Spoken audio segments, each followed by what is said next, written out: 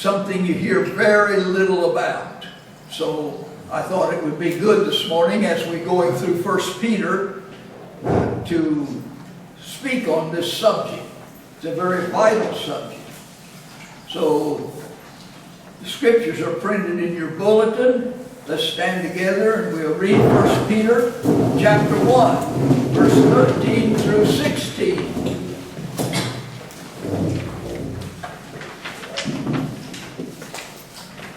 Wherefore, gird up the loins of your mind, be sober, and hope to the end for the grace that is to be brought unto you at the revelation of Jesus Christ.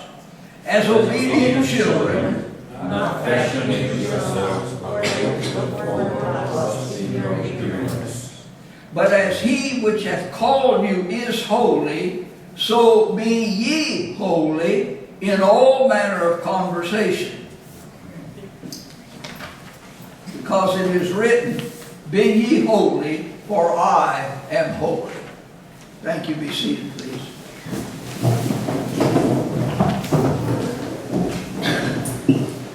Holiness is the goal God has for all of His children. We will never reach it in this life, but we are to strive for it, and we're to advance our closeness with the Lord day by day. I read about a missionary one time who went into a Chinese village, and he asked the villager, does the pastor here walk with God? And the Chinese member of the church said, he talky, but no walky.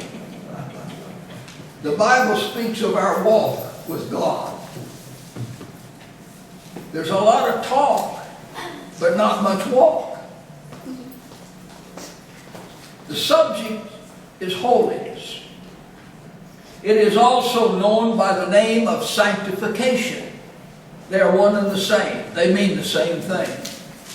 So I may sit back and forth between holiness and sanctification, but you'll know I'm talking about the same subject. How important is this subject of our sanctification or our holiness? It is this important.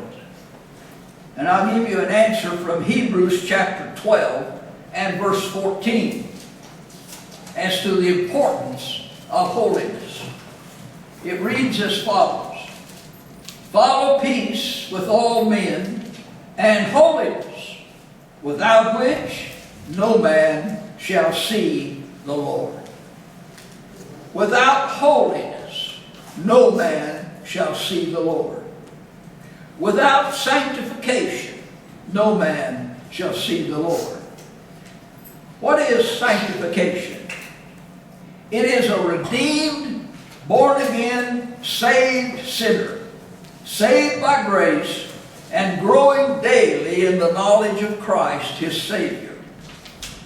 It means being conformed daily to the image of Christ.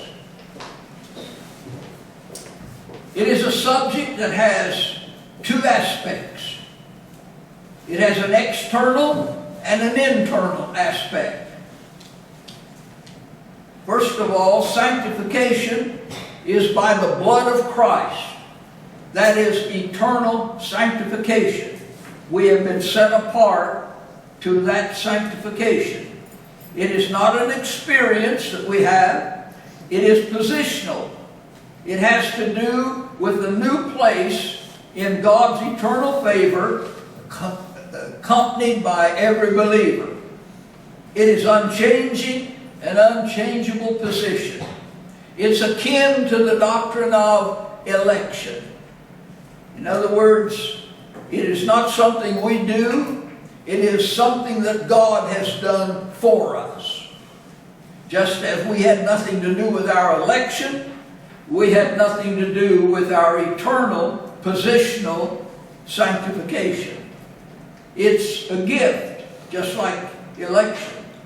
However, the other side of it is the internal aspect. and that is sanctification by the Spirit internally.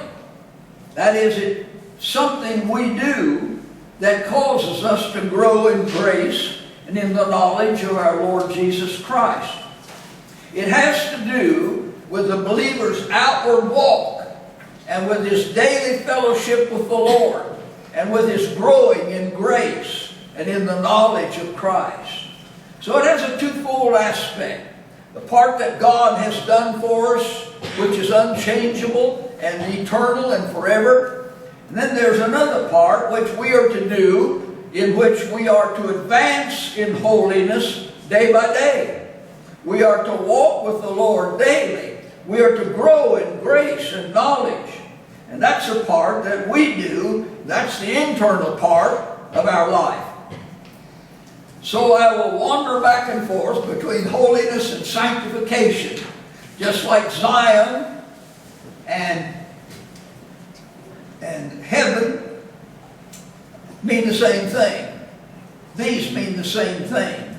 The Hebrew word in the Old Testament is kodesh, and it means separation, or it means to set apart, or to be separated. And the Greek word in the New Testament is hagios, and it means separation, or to be set apart. So you see, they both mean the same thing. In fact, sanctification and holiness are equivalent terms, meaning separation or set apart. Both words come from the same Greek noun. Both words are to be translated from the Hebrew noun, and we find the doctrine of holiness over 600 times in the Bible. Anytime God puts something in the Bible 600 times, you know that's very important. They both come from the same Greek word, and both words translate one Greek or Hebrew noun. Now, the word means set apart. This at one time was just a piece of wood. Now it's a pulpit. And that piece of wood was taken out of a tree somewhere and molded into a pulpit to be used for God. So this piece of wood today was set apart. It was set apart from a part of a tree, and it was ground down and painted and made out of teak wood. And today it is sanctified to God. It is set apart for the use of God's church. That's exactly what sanctification means. So there are a number of things that are sanctified. For example, the doctrine of election. Our election is sanctified, Ephesians 1:4. Predestination, Ephesians 1:11. Predestination is also sanctified. Effectual calling, Ephesians 2:1. Divine providence and death, all of those we are set apart to. Now, what is the purpose of sanctification? Well, I've already given it to you. It is to restore believers ruined by sin into a position of holiness. We have been taken out of sin and put into Christ. We have been taken out of the world and put into the kingdom. We've been taken out of the world and put into the presence of God. We walk with the Lord daily. Ephesians 4:24, that you put on the new man, which is after God, created in righteousness and true holiness. So we are a new man, created in true righteousness and holiness. Secondly, the purpose of sanctification is He wants us to be like Him. He wants us to be like Him. 1 Peter 1:15, which is our text today. But as He that hath called you is holy, so be ye holy in all manner of conversation. Now, that word conversation doesn't mean your talk or your speech. It means your walk, the way you live, your behavior. In all manner of behavior, we are to be holy because He is holy. Holiness is the opposite of ungodliness. It is the opposite of everything that's evil. Holiness is the attainment of goodness and righteousness in our daily life. We need today, in churches all over the world, a twofold vision. We need a vision of the Lord. And we'll try to give you that this morning. In what way is God holy? He is intrinsically holy. That is, He is holy within Himself.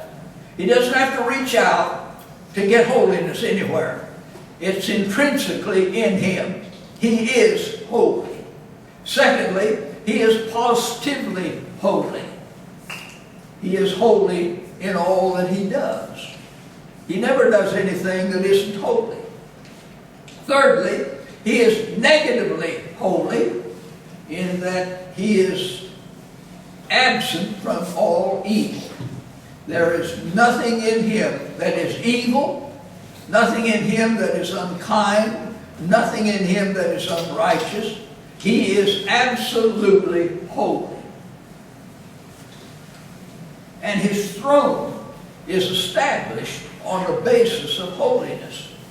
Psalm 47, God reigneth over the heathen. God sitteth upon the throne of His holiness. His very throne in heaven is a holy throne. He sits upon the throne of His holiness. And then He is efficiently holy in that He's the originating cause of holiness in us. If God did not work in us, we would never become holy. It is God efficiently working in His people to promote holiness of life, godliness of life. That's His goal for us. That's what He's working in us to accomplish. And then He is fifthly, transcendently holy. That is, He is above all others. None can attain to His height. None can attain to His holiness. He is absolutely holy. In 1 Samuel chapter 2 and verse 2, when Hannah brought her little boy to the temple to dedicate him to the Lord, she said to the old priest, "Here is Samuel. I dedicate him to you and to the temple. I will leave him with you, and I trust you will use him and make him someday a priest." And she said in the 2nd chapter of 2 Samuel, "There is none holy as the Lord. For there is none beside thee, neither is any rock like our God." So we are to see Him in His holiness. Holiness will keep you out of a bar joint. Holiness will keep you from stealing. Holiness will keep you from lying. Not always, not 100% of the time, but it will work in your life. It will make you to correspond to His nature. Psalm 90 and verse 17 says, "Let the beauty of the Lord be our God be upon us." Let the beauty of our God be upon us. The beauty of the Lord is seen in His holiness. The glory of Switzerland is her snow-capped white mountains. And if you took away her mountains, you would take away her glory. If you lose the beauty of the Lord, you forget His holiness. So we need a vision of His glory. Any time that a prophet or a priest or a king came into the presence of God, they would fall on their faces and bow before Him and acknowledge His glory and His holiness. In fact, He is so holy that He said, "No man shall see my face and live." It is against the holiness of God that man sins. All sin is against the holiness of God. Excuse me. When Joseph was tempted by Potiphar's wife to commit fornication, Joseph said, "How can I do this great sin and sin against God?" He would have been sinning against her husband, against Potiphar. But he didn't even mention Potiphar. He said, "How can I sin against God?" All sin should be recognized as against God. And in order to bring that about in our lives, we need a vision of self. We need to see ourselves as we are. Isaiah, the golden-mouthed prophet, one day got a vision of himself. In Isaiah, he said, "In the year that King Uzziah died, I saw also the Lord, sitting upon a throne, high and lifted up,